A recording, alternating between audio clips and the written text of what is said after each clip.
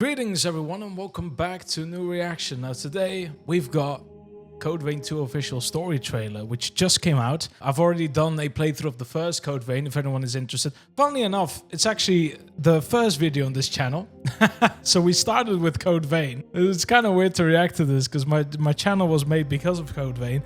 But yeah, no, the story trailer came out. I wanted to see what it's about a little bit, just have some nitpicks. Or nitbits, I meant, sorry. See where it's gonna lead to. I wasn't that big of a fan for the story in general for the first game, but I did just enjoy the gameplay because at the time I was very big on just Souls-like games, and I just religiously only played Souls-like games. But nowadays I'm a little bit burned out for them, but I might give a pass for Code Vein 2 because yeah, it's my baby, you know. I started with it, so let's take a look at it. Let's see what it's going to be. I probably won't understand shit about it, but we'll see. I'm intrigued where it goes. Reaction time. I'll say this to timestamp this shit. We got IGN, of course. Shitty reviewers, but thank you for the trailers. World snuffed from existence. There's only one way to prevent this tragedy before they reach the point of no return. I'll use my power to transport us back to a time before the upheaval. Once we're okay. there, hopefully we can make contact with each of these legendary heroes. A battle to save the world from ruin. Please don't have the same labyrinth as the first game, though. Wherever you go, I will always be by your side. Am I allowed to pause this? Because I want to analyze this as I go along instead of at the end, because I won't remember everything. So far, it kind of just... It seems sort of the same. There's a little emotionless woman that will follow you along, who might sacrifice herself at the end of the story, but we'll see. And then the heroes are probably those like the four... I forgot the 4 souls or something like that were in Code Vein. I kind of forgot. Memories. I think it was vestiges, memories, and that sort of stuff. So for now, it kind of just feels very samey, but just different locations. I kind of hope for a little bit more. Also, big old titties at the start. They know what they were going for. That they have the retention for the video. My name is Valentin Voda. So you're a solo hunter, are you? Tell me, do you have a place to stay in Magmel yet? A revenant hunter? Not now. Get away from here. Well, can't say I remember hiring you, but if you're game, lend me a hand. All right, new companion, let's go. He'll be the most powerful figure out here on the frontier. Oh God. The hero Jose, a revenant who... It looks a little bit more open world. So tell me, my mysterious visitor, who are you? In the name of the great Gula bloodline, I do bestow upon Is it the Gulag bloodline? I couldn't hear it. Until the resurgence. God, you can tell it fucking used an upscale on that scene. Why is it so pixelated, bro? Let's go. It's high time I faced my past. When the balance of power shifted from human to revenant, there was change. That was a good voice. The human spirit was twisted beyond recognition. If someone has to get hurt, I would rather it be me. So far as I know, your case is entirely unprecedented. Off to kill again? We all know these are bloody times we live in. Every one of us is desperate. She reminds me of Saber from Apocrypha. Was it Saber? Making their move, The brash one. Enough time to escape. That ring! Damn it! There's no getting through to him. Curs! Damned wretched curs! They would dare to truly stoop so low!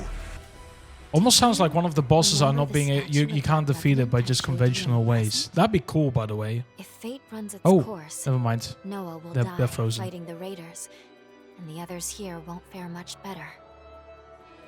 Need I remind you that tampering with history, unless under the most extreme of circumstances, is strictly forbidden? What will you do if your meddling ends up costing more lives? Meddling with the past, meddling to excess. There's always a chance it can potentially reverse Okay, that's what we all want. We want the weird progress fucking made so creatures. far. Give it some careful thought. Above all else, They try to gotta be so learn fucked up you what cannot is read at their stake patterns. here.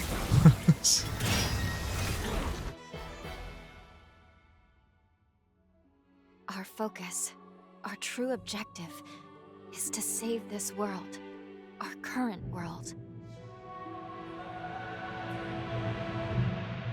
It is you, though, who must save the world of man.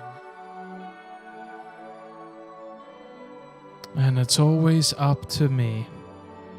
And my companions, because we can use companions. It's actually coming pretty soon. Actually, I didn't even. Oh wait, we got pre-order bonuses. Oh boy. All right, what's the pre-order bonus? Oh wait, hold up. Important shit over here right now. You can have a face paint. Okay. Oh, and the weapons. Sorry, the weapons. I didn't see it. And then you've got the deluxe edition. Expansion. Oh, they already have it. Guys, they have an expansion already. Bro, they have it as the fucking thumbnail. This armor looks sick, by the way. That looks fucking good. Fuck. If I can obtain that through normal means without having to pay for it separately. Oh, but I don't know. That's already gonna be a big pass. And then the Ultimate Edition costume sets. Oh, you can have the I guess the original outfits from the first game. I forgot all their names, but yeah, it's been years since I played. But the Mad Swordsman, you can't see it anymore, but the Mad Swordsman outfit is sick, by the way.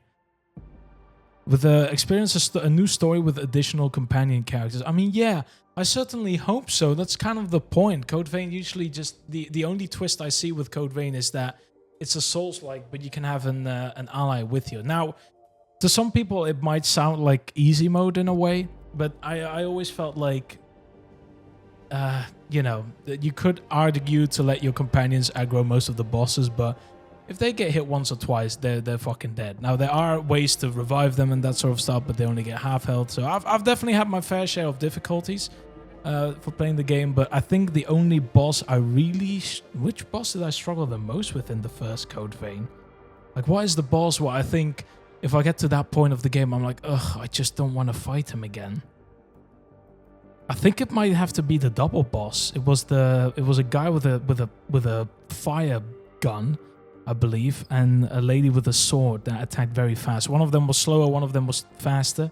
Yeah, I think that was a pain in the ass to deal with, especially at the start, because I wasn't that experienced with fighting two bosses at the same time.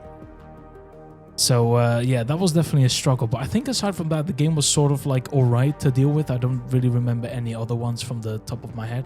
But I'm very intrigued to see where it leads to. I definitely hope there's some gameplay changes. Sure, it's probably going to be still a pure Souls-like game. But I already saw, like, there was a bit more running around. Like, here you have the bike.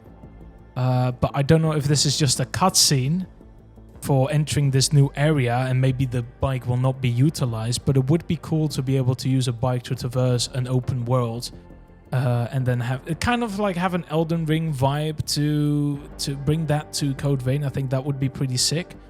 But otherwise, I don't know, because this kind of like, it could feel open world. I don't think Code Vein 1 wasn't really open world. It was just you had to go one way forward. There were some side tracks in order to like get bonuses and that sort of stuff, but in general, you didn't really have many options to explore around. But yeah, no, it would be pretty cool. So I'm intrigued to see where it goes. But for me, the story was never like the main selling point for Code Vein. I just liked having a Souls-like game in an anime format, and that was kind of it. I didn't know much about companions because I played the first Code Vein.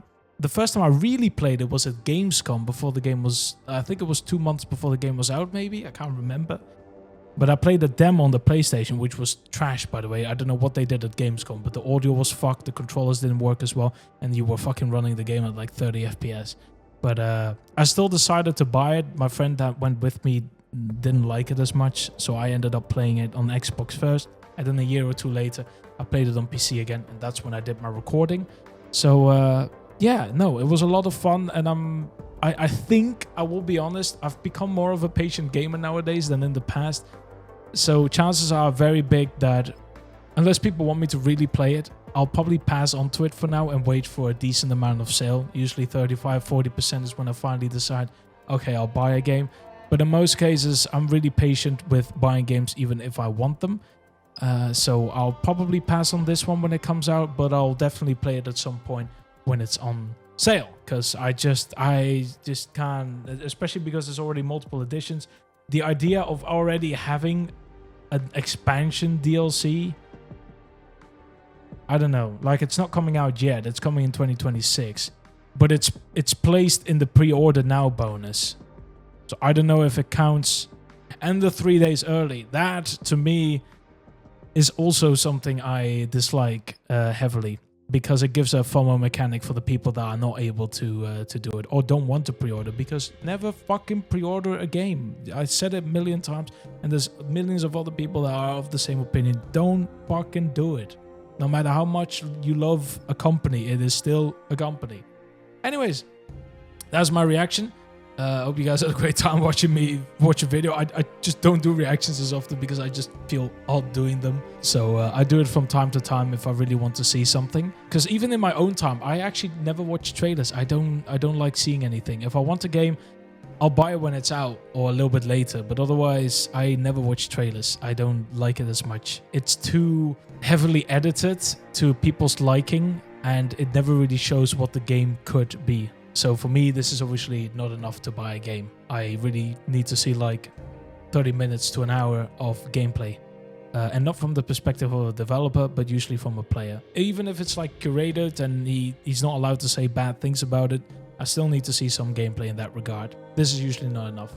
But excited in a way, obviously for later. Also, Cyber Ninja looks fucking dreadful. Like, these two outfits are sick. This one the most, but fuck me, but I'm gonna be pissed if I can't get this by not pre-ordering it. But I'm not gonna do it. I'm sorry, you're not gonna get me through the mechanics of the FOMO. Can't do it. Anyways, thank you all for watching. It's been an absolute pleasure. I hope you guys had a great time, and I'll see you all in the next video. Take care. Peace.